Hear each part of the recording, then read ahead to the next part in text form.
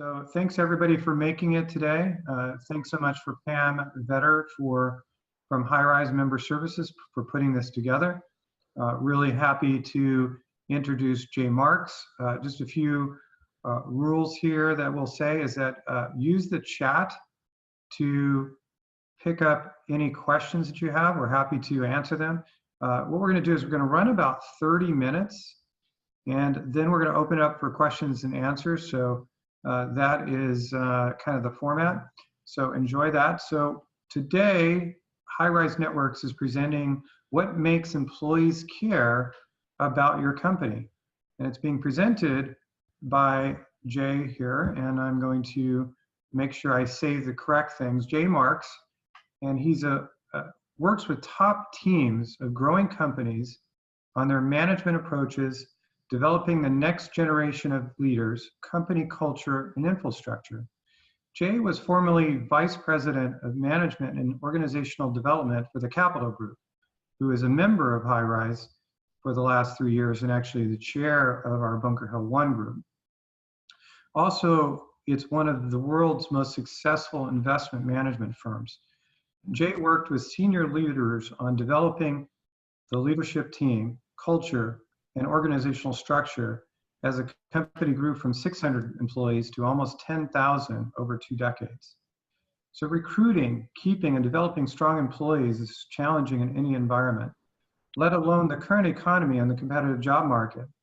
So today's good employees are looking for more than just top dollar when considering a job offer.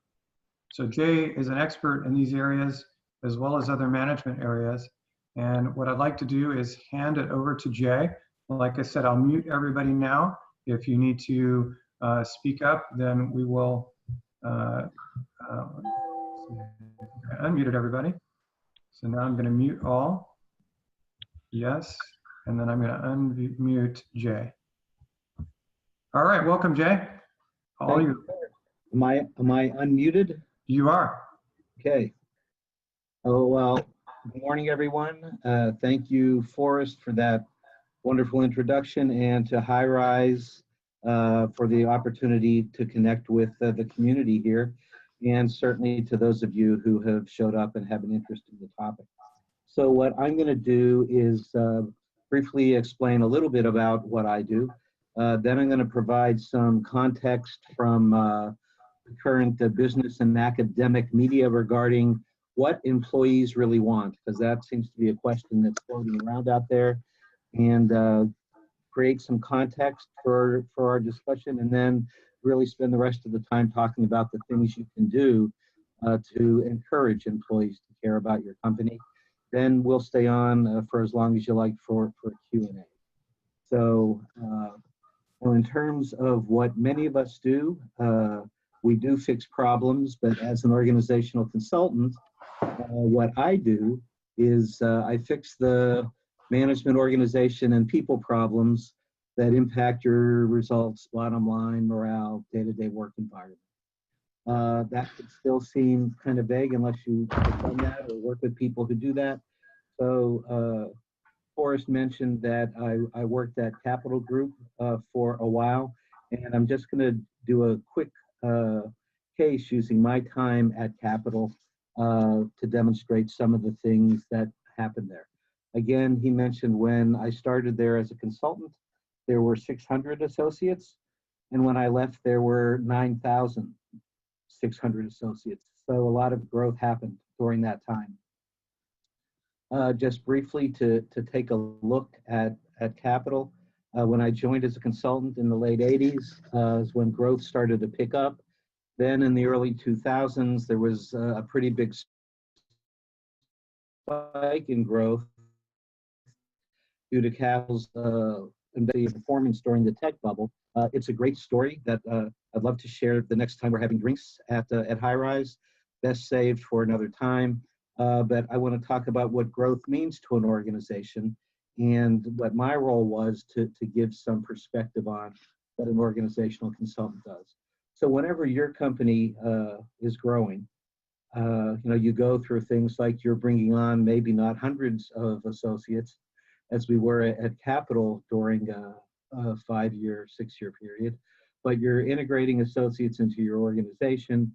You're evolving and changing your culture because culture changes as you grow. You're looking at your core values and saying, what stays? What do we change?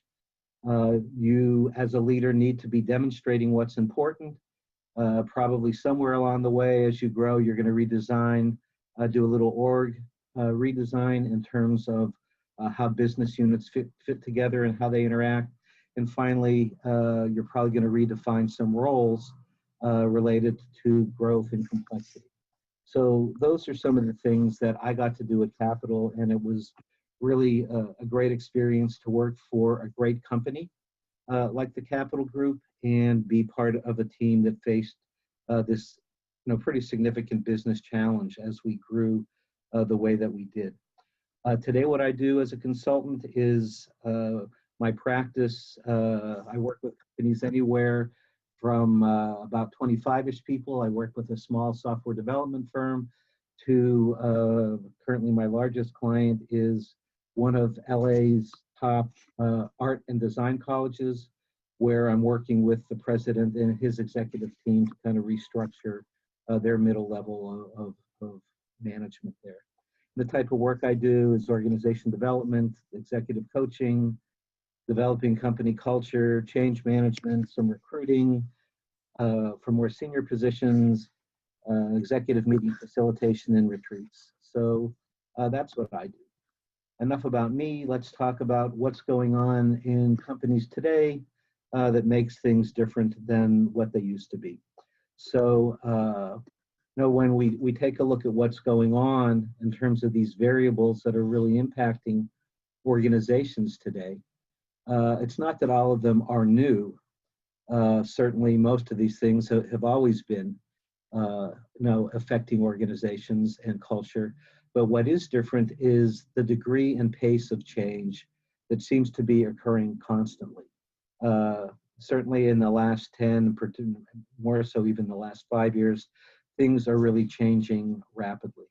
When we talk about changing workplace norms and habits, what does that mean? This is kind of funny, but not. How we attract and retain employees has really changed, and you probably never thought in your management committees and senior team meetings spend so much time talking about should we have a meditation room or not, or how many bring your pet days or work at home days will we have. But those are, I know, real issues that are taking place in many of the companies that I work with. So what I want to do now is take a look at what business publications and resources are telling us about what employees really want. So everything that we're going to see has really been come out in the last 12 months or so. If we look at Forbes from last summer, they say, here's what employees really want to work. They reference a Mercer study that says employees want flexibility, commitment to health and well-being, working with a purpose. The Harvard Business Review from about a year ago says the 3 things employees really want: career, community, cause. Inc. tells us this is what employees really want. Last year, they referenced a study done by CNBC where 60% of employees would take a pay cut to work at a place that has supportive emotional connections, positive relationships, meaning, and purpose. The Wall Street Journal tells us that successful companies give employees a sense of belonging. Stanford Business School, what do employees really work? So you're seeing that the theme here, everybody is talking about what do employees really want, and that becomes a key question. And at Stanford, they're saying what they really want may surprise you. So if we take a step back from this and we look at our own personal experiences, now, how many of you said earlier in your careers, gee, I'm looking for meaning at work? I don't know if maybe I wasn't deep enough or I was a little shallow. I don't think I ever said it to myself quite like that.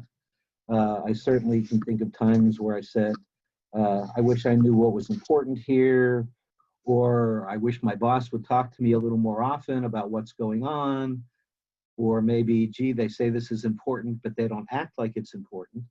Uh, I know that I thought those things, maybe some of you did as well, but those are the types of questions about how we feel at work that are the seeds of this whole issue about meaning and feeling connected at work. So in terms of saying what do people really want at work, so let's take a look at what that might be. So recently, or this is again about a year ago, McKinsey says employee experience is essential to compete. And a growing number of organizations are into it. And what is it? So I don't know if this is a term many of you are familiar with or not. I guess the one downside to this webinar format is it's pretty much a one-way communication. So I can't even say, can I get a show of hands regarding who's familiar with employee experience. But in terms of what it is, McKinsey's saying that, we're moving away from just talking about human resources and that really looking at, what's going on from beginning to end in a company, from the time somebody enters to the time they leave.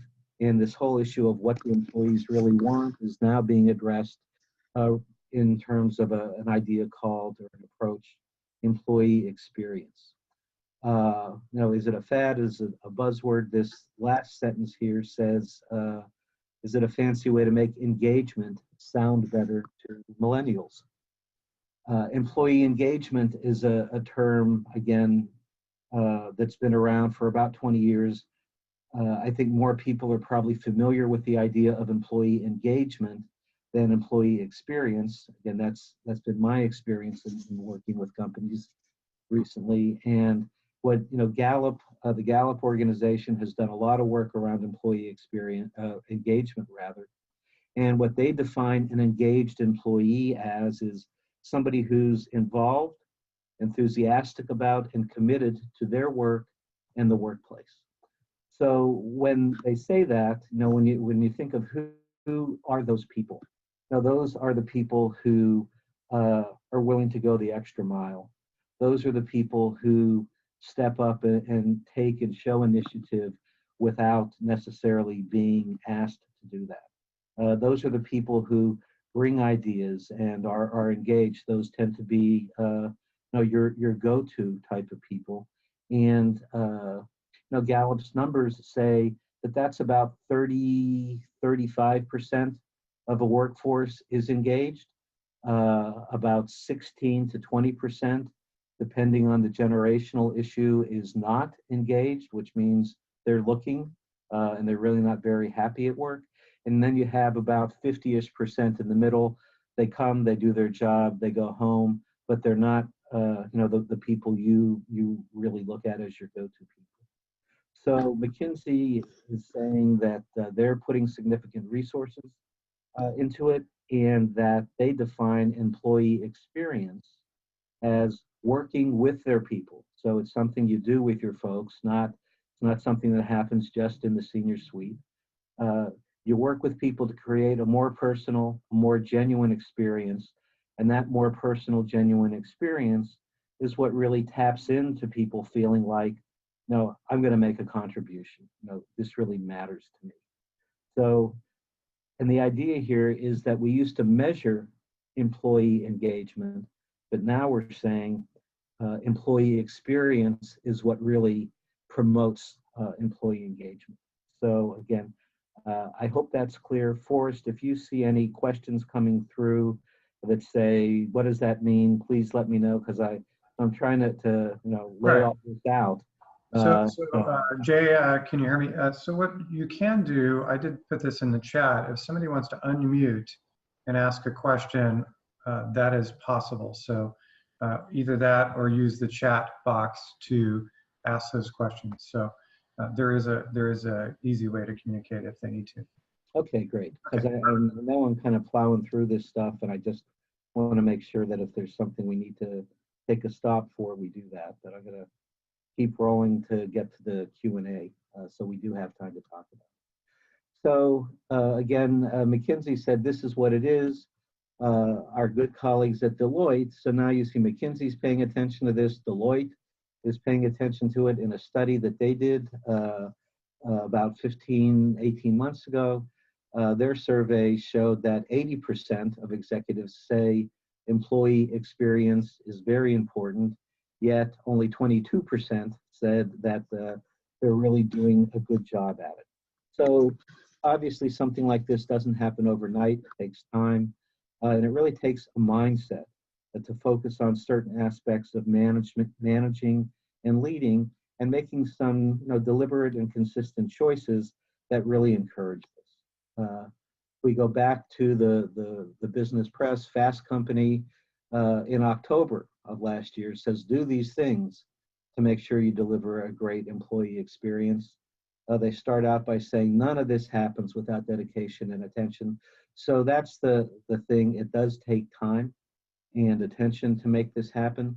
But if you look at what they're saying we should do, it's the same terms that we saw in all the previous articles: meaning, engagement, culture of belonging, trust, authenticity.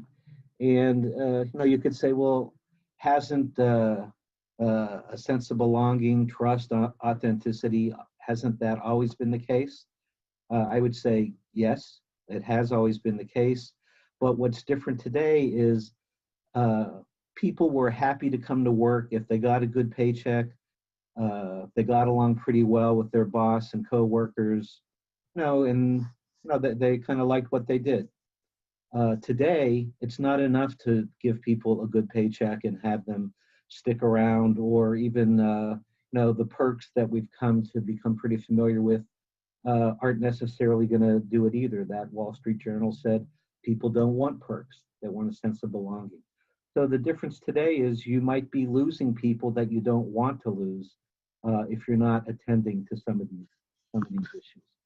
So the reason why you would want to pay attention to employee experience to create a more engaged workforce is if you are competing for better talent, it's always been the case that talented people are assessing you just as you are assessing them. Talented people always have a choice.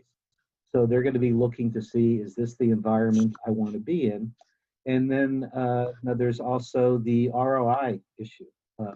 One of the things that Gallup has spent a lot of time on is measuring employee engagement and doing surveys, talking to their clients. And you see on this chart that everything from your absenteeism is significantly lower to your sales and profitability are significantly higher.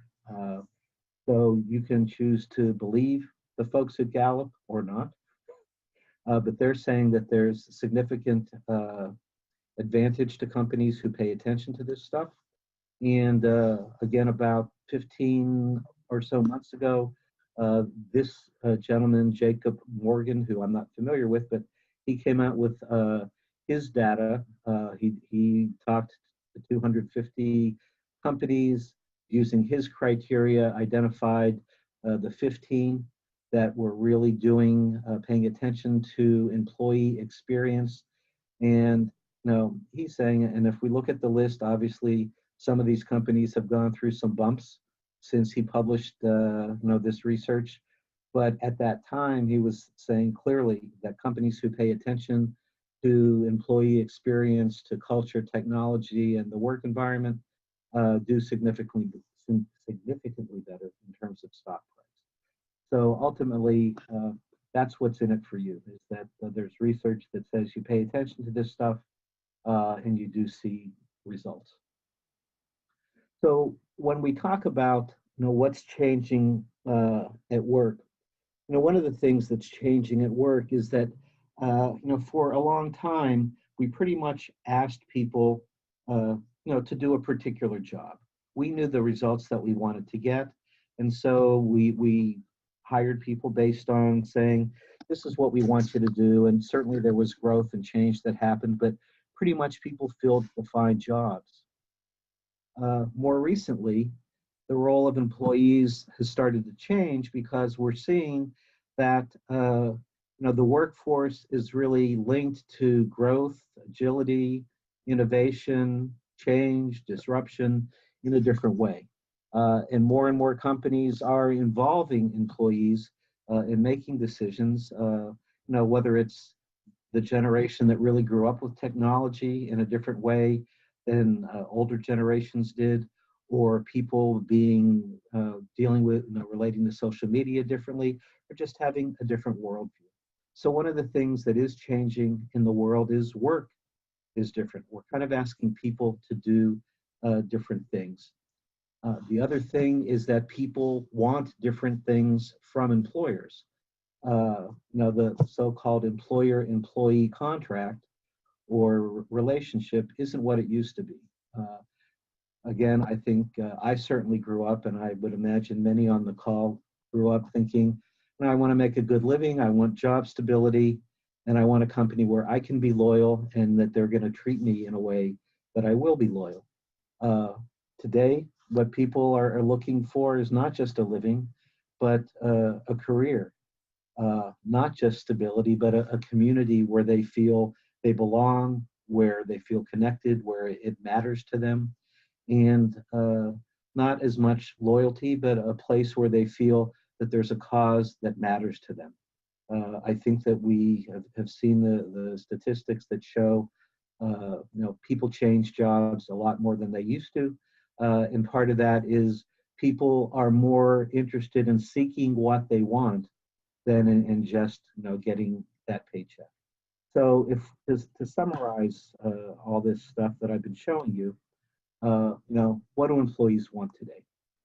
They want something bigger than themselves. They want to feel a connection. They want to be a part of something. They want a choice. They want to feel that they're in a respectful, and again, this is a more recent term, I think. Feeling psychological safety has become an explicit criteria that people look for, which again, is it new? Maybe not, but the way we talk about it at work certainly is. Something that offers autonomy, the opportunity to use strengths, and a company that demonstrates tangibly that they have an interest in the employees' physical, psychological, and financial well-being. So I laid all this out just so that we see what's going on out in the world today, again, what business publications and researchers are looking at, so we could finally talk about what are the things that we can do as employers to get folks to care about our business and feel that sense of connection and engagement. So the first thing that you want to do is, if you have people wear funny hats, you want them to know why they're wearing the funny hats. If something's important, people need to know why it's important, rather than to say, gee, I don't know how it started, but it's part of what we do here. If we look briefly at how culture is formed, and culture is quite simply how things work around here. Companies can pay more or less attention to it, but pretty much how it works is leaders pay attention to things. They reward and punish certain things. They allocate resources to certain things, and that translates into what's important around here. So being aware of where you put your time, energy, resources sends a message to your folks that says, this is what's important. And this happens whether you pay attention to it, and we're kind of really fanatical about your culture. And at the Capital Group, culture and paying attention to these types of things and the messages that were sent to employees was extremely important. To the other end of the continuum, where there are companies that don't pay attention to this stuff at all, but they certainly have a culture and way of doing things. So what are the things that we can do if we're talking about culture and environment? The biggest thing is to talk about what's important. If you're not talking about it, people are going to presume, based just on what they see, that that's what's important. So you need to articulate what's going on in the company, what we're trying to accomplish, what kind of impact we want to have with customers, and why that's important, and how that manifests day to day. I think we certainly know flexibility matters, figuring out how to make, whether it's flexible work schedules, flexible benefits, workspace, work at home time. It's not easy, but again, the research shows that to a large chunk of people, this matters more than the paycheck. You know, they want that flexibility and they want to have a choice in how things work. And finally, you want to really develop a feeling of belonging. They want that feel of connection, feeling respected, to be a part of a team that matters, to feel cared about. Uh, this is where recognition for individuals and teams really helps create that sense of community, and providing benefits related to wellness and well-being also encourage people to think this is a place that I belong. You know, company get-togethers, opportunities to work in the community. A lot of this stuff, again, is not new. You've probably been, you know, most top firms are engaged in their community and certainly provide get-togethers. But the story today is we need to integrate it and present it in a way where people really feel that sense of community in their workplace. And obviously, it's important that leaders show up for this stuff. It's not just saying we're going to give it to a work group or HR. Leaders really need to be engaged. In terms of meaningful work, here in this cartoon, I'm sure Leventhal wants to provide client satisfaction, but is running around the infield without his shirt the way that he wants to do that. So in terms of meaningful work, you want to put people in the right job. And that really means understanding what the job is about today. And probably many of your jobs are changing, the roles are different. So it's not just saying, wow, Jay has a good GPA or Jay went to a good school and has a degree in international marketing or whatever, but really understanding what I do best, what the employee does best, and what you're really looking for in the role. In that regard, you want to put your teams together so that your teams are really structured in a way that people can connect, work together well, and get the job done.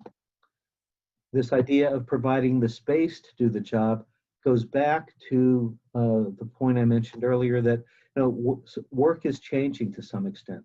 There are certainly some jobs that aren't changing as much and are based on cranking out the numbers. If you have call centers, if you have a lot of back office processing, but there's still the opportunity to allow people to get involved in a way that's going to allow them to do that type of work better.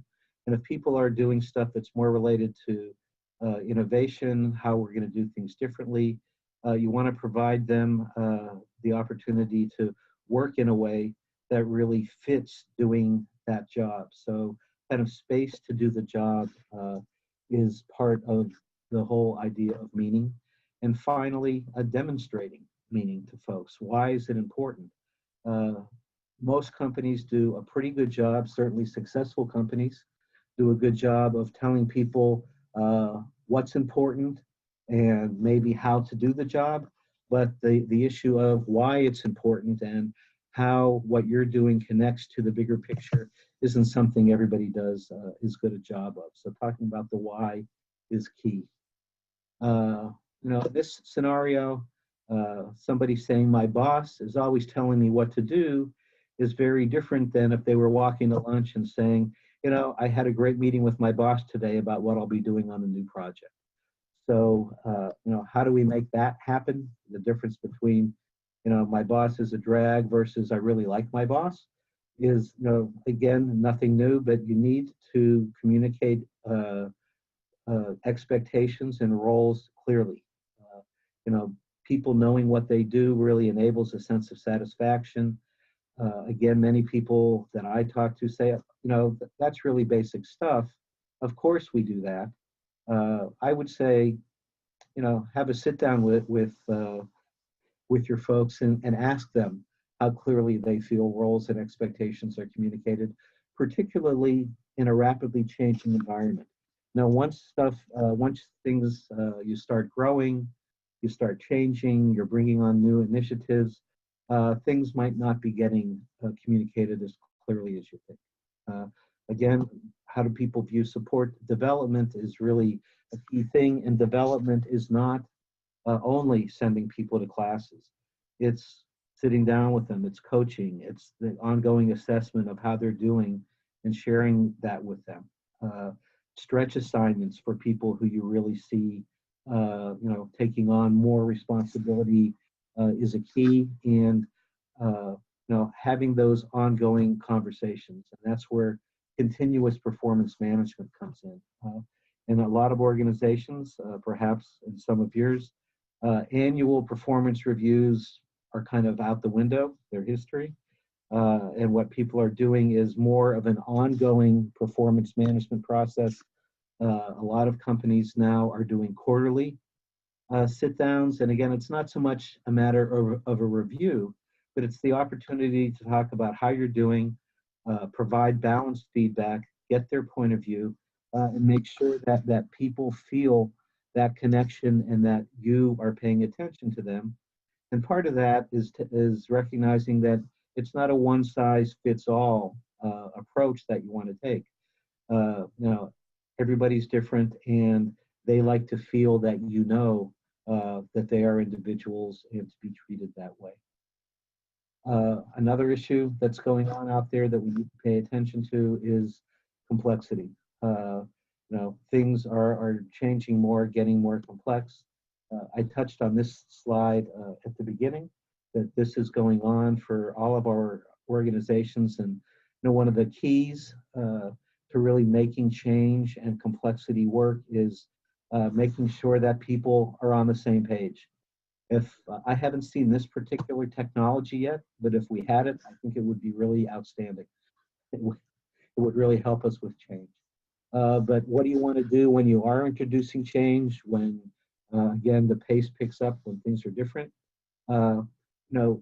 Connect the dots gets to this idea of, as a leader, you and your senior team or workforce, whoever, has probably been thinking about and working on a change for some period of time before you communicate the change. So when it's time to communicate the change, you feel like, why isn't everybody on board? What's taking them so long to think about this? Well, you've had months to get your head around it, and you just announced it, and they need to have a good picture in order for them to get their head around it. So that's what connecting the dots for them, providing the big picture, is all about. Another way that you can help people connect the dots is by not waiting until the end when you think, now we're ready to talk about it. A lot of change and new projects are iterative. They do go in phases. You can talk to people as you know information and as appropriate, rather than just wait. And that's where the listening and the dialogue comes in. You want to hear what they have to say, get their input. Again, because the way change is happening these days, we're relying on employees more to give us input rather than just to execute. That's part of the whole engagement and meeting process, is having people be involved. And finally, this idea of leadership readiness is, it's not just about executing technically. You might have great, your managers are strong technically, but they need to be able to talk about change, to introduce new ideas to people, to do the connect the dots with folks. And so it's not just flicking a switch when we introduce a change, but it really is making sure that the leaders, your managers at whatever level, are ready to talk to folks about the change and support and encourage them in making that transition. Because again, just because the new system is ready to roll, unless you've done the good upfront work that's involved in change management, that change might not go as smoothly as you want it to. And the last thing, and perhaps the most important thing in terms of leadership, is really the trust, credibility, integrity, you being a role model and setting the example. And certainly senior managers need to do this, and your management team as well needs to follow through on that. So how does that work? Again, communicating it explicitly. What's important, so that people know where you stand.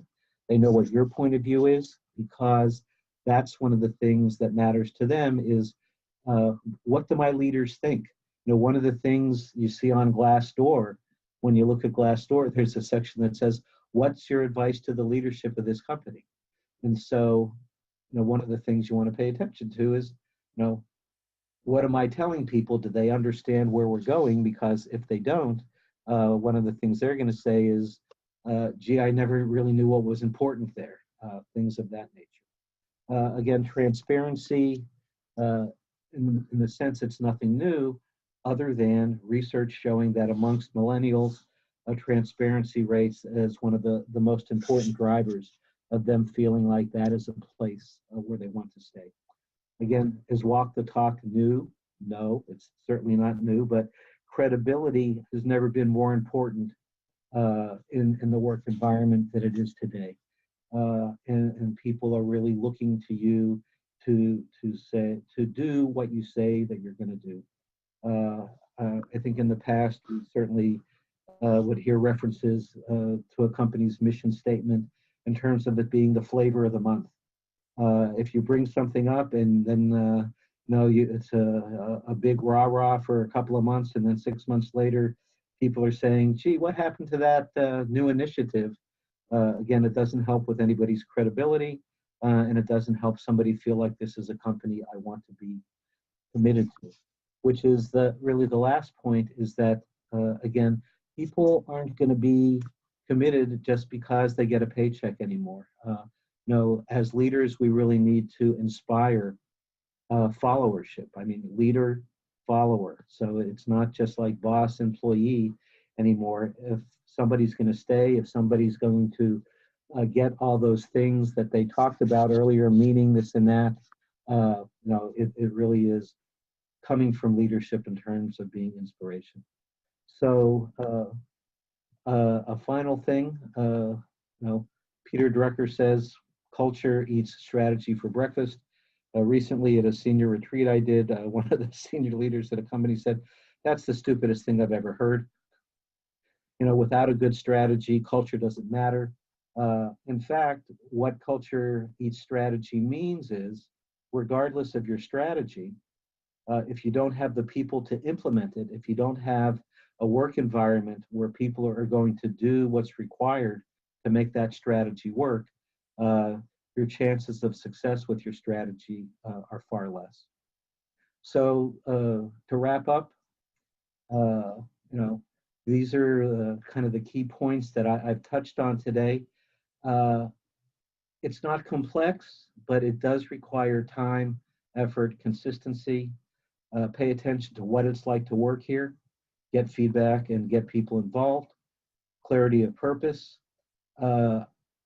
alignment and action around what's important. I can't stress how important that is and how it's important that you articulate that. Certainly that you have an infrastructure and organization design that supports the work, makes it easier, and that there's a commitment to respectful and constructive communication. So that's what I draw from all of the research, the articles, everything that people are saying in the press.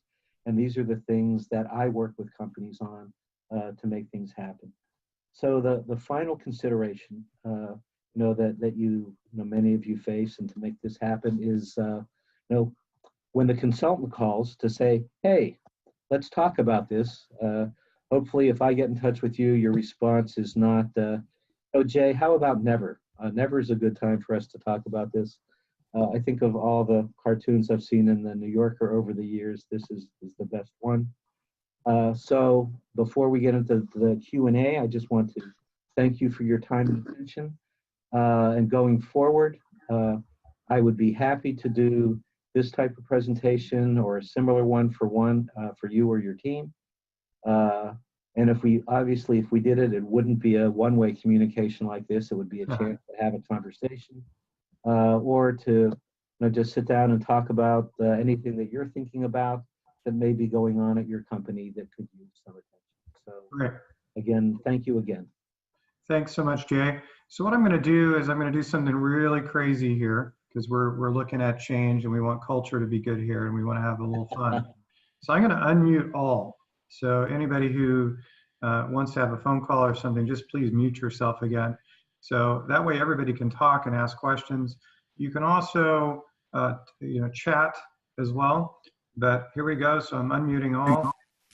And if you're happy to go ahead and mute again, or if you want to ask a question, you are welcome to do that. So the floor is open. I'm going to jump in there. It's Mark Pogachevsky. There was something about slenderizing culture on one of the slides. So what does that mean? What does that mean? Yeah, when they talk about streamlining culture, what the idea of streamlining a culture, the way that they referenced it in that article is to be able to take that step back and again, really be clear, straightforward, and articulate well about what matters. Because one of the things that, again, is different today when we talk about culture is because things are changing so much, you want to pay attention to, is this still important? What do we keep and what do we change? So that idea of streamlining culture gets at the idea of not saying this is always how we've done it, but rather really paying attention to in that iterative kind of way, you have to look at your culture the same way in terms of saying we used to do this, now we're doing this, and this is why, in communicating that. Got it. Thank you, Jake. Other questions? Jay, it's Bruce Webb. A couple questions come to mind. One is, are we talking, how much of this is millennials versus the other groups? Is it all millennials we're talking about, or just some, or is it also a mixture of other people? And the second question is, how can you use insurance to help retain and attract successful people? I'm sorry, Bruce, what was how can you use what to retain? How can you use insurance? I was talking to a guy named Jeff Kudovich who has a program that he uses insurance to help provide, attract, and retain, highly skilled people. So that's a kind of a separate issue. Okay, so if we go back to the first question you asked, could you just restate it briefly? Yeah, I can restate it. So he's asking, are these people in right. You're talking about, are they millennials, or is it also all generations? Okay, so two things there. One is, if you look at Gallup's research, there is, I would say, slight generational difference, but there's not a big difference in the numbers generationally about who's engaged, who's disengaged, and who's in the middle. And I think one of those studies, it might have been the Mercer study, or one other also said, this really isn't a generational issue. This is something that's out there. And the reason that I think it's out there is, I think that the recession changed how a lot of people viewed work across all generations. Because as a result of the recession, what happened was people who had been loyal for years and people who were older, who had been in the workforce, because millennials weren't necessarily in the workforce when the recession happened. They grew up then. But I think that that's one of the places also where the employee contract changed, is that people in their 40s and 50s in 2007, 08, 9, 10, who lost their jobs, took a step back and said, you know what, I'm kind of reassessing how I relate to work. So that's my feeling about the whole generational thing. I think it's it may be more among millennials in terms of saying, I want meaning at work, but a lot of older folks have also decided, you know what, no, I'm not killing myself anymore unless this really matters to me. So that's that one. On your question about insurance, I have to say I've never heard about, I'm not familiar with using insurance as a perk or as an incentive, but I would think that, if it's something that matters to people, then I guess the person you're familiar with is using it, but I can't speak to it. Yeah, I can tell you that, Jay, in one of our high-rise meetings in Encino, we have somebody that is using that as a tool. He's actually offering up to his employees 100% insurance, so there's no deductible. And you know, it's maybe a $5,000 a year additional cost, but the employee goes home to their significant other and says, you know, we've got 100. I'm thinking about quitting this job, and he or she at home says, you know, I don't know, we got 100% coverage. So for 5,000, 5% of the person's income or salary, you keep them. So there's some creative tools, and that was one of them. But I think back to your point is let's keep the people happy. Whatever that is that needs to be done, and executives have to constantly be thinking about how do they retain employees in today's environment. So hopefully that helped, Bruce. Other questions?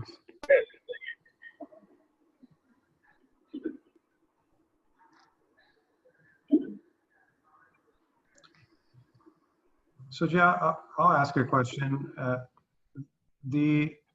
Clearly we're seeing this start to change how space is used and how our corporate environment has modified.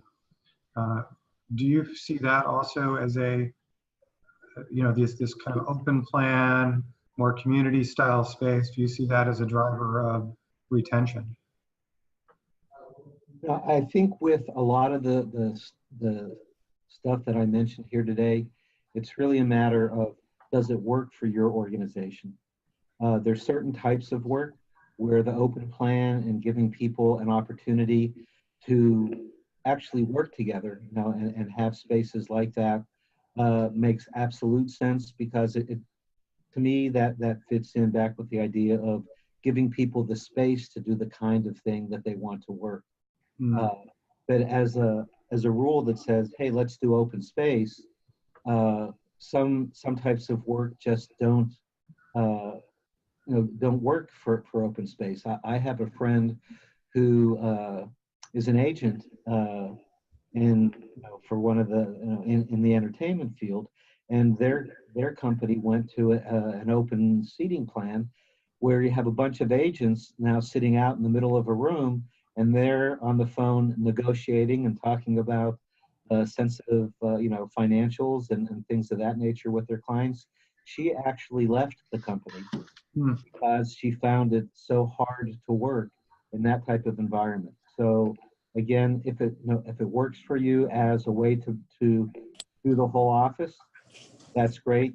Recently, we had the last high-rise event was at a company where they had a great open space that allowed people to get together, but as well people had offices. So I think mixed use is really the way to go, because I think most companies have the need for some privacy and also want to encourage having a great open work environment. Yeah, that was Gary McLaughlin's spot, Aiken Gump. And I think Gary's on the line. Thank you for hosting that mixer. That was awesome. Appreciate it. So other questions? Jay, this is Steve Garcia.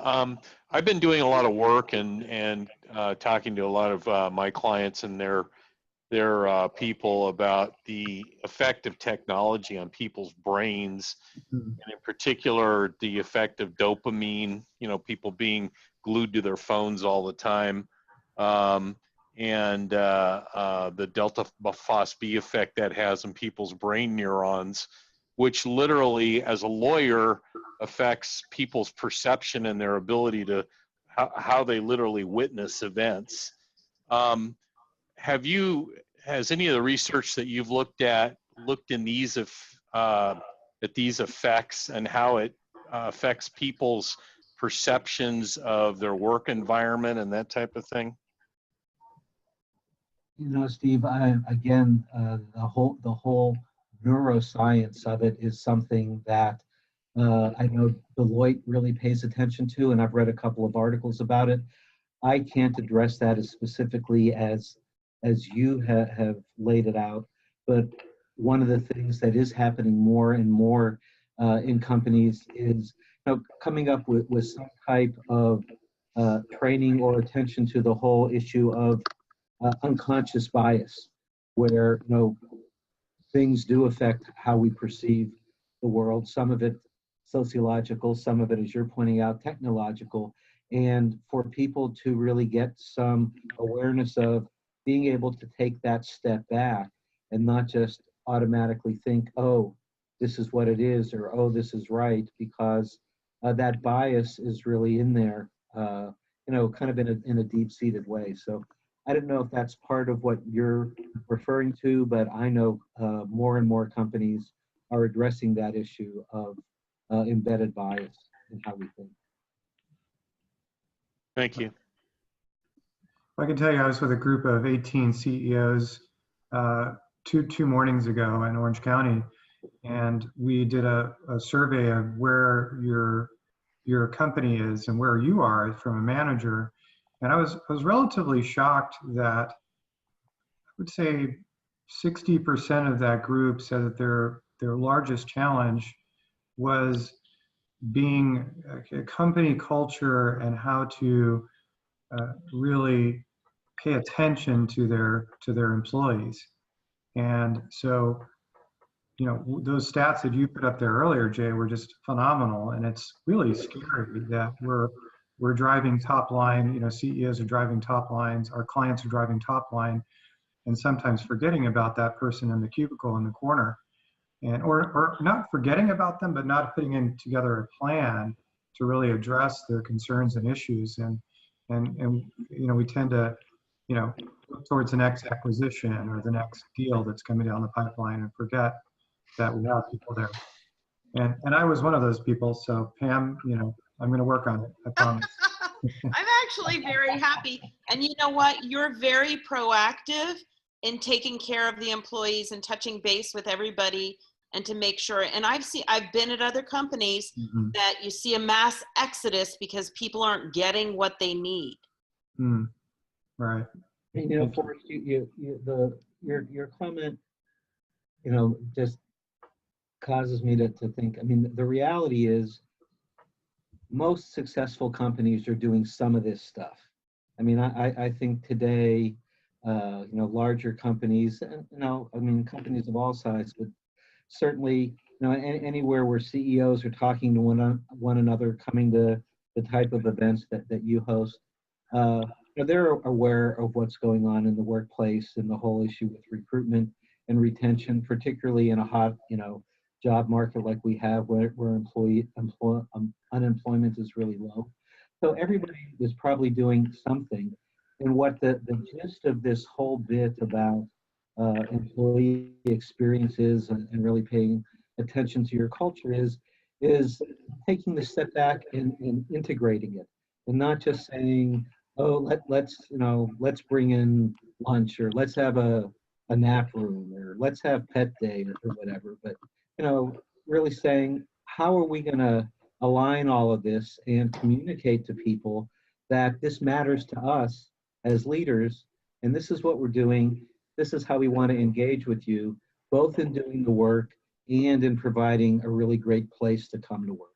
So I think that's kind of the key here, is the aligning, the integrating, the being on the same page, and really having the connectivity with folks so that they know you're thinking about it and they can talk to you about it, rather than it being more top down as it used to be. And there's certainly place for decisions that only need to be made in the C-suite. I would never say, let's have a free for all or let everybody know everything, because that's not the way things work.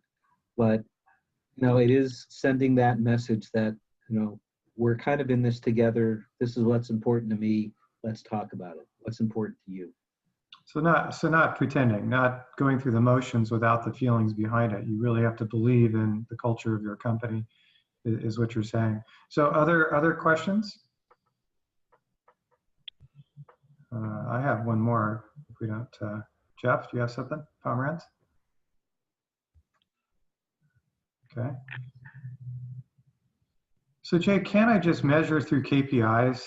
So here's what I need. I need you to schedule 4 meetings for with office managers per week.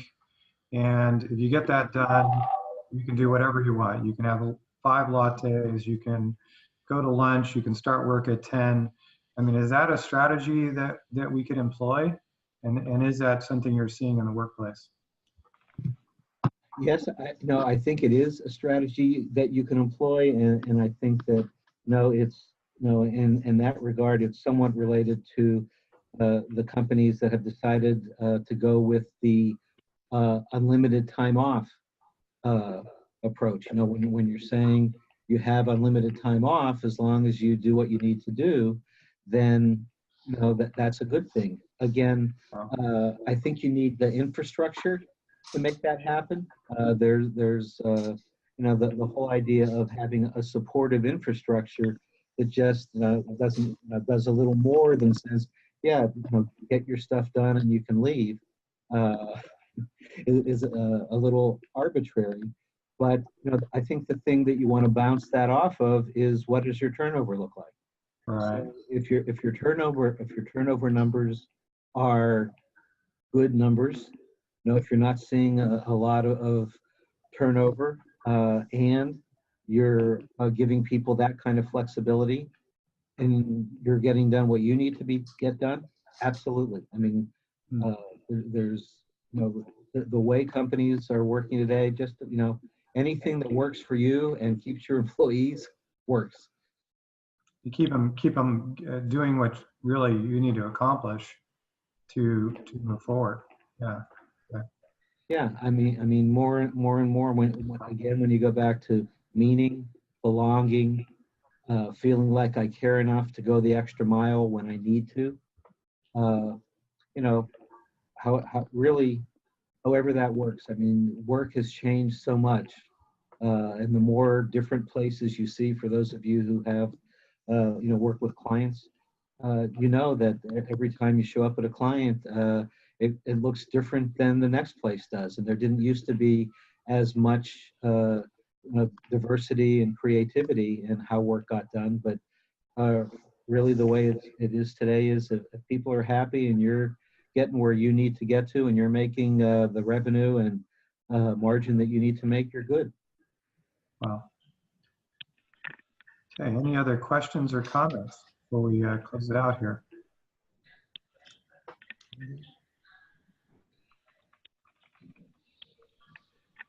Okay, if we're done, then I'll say thank you again from my end. I appreciate it. And again, I look forward to hearing from any of you who have an interest in talking about any of this kind of stuff with, either with you or with your team.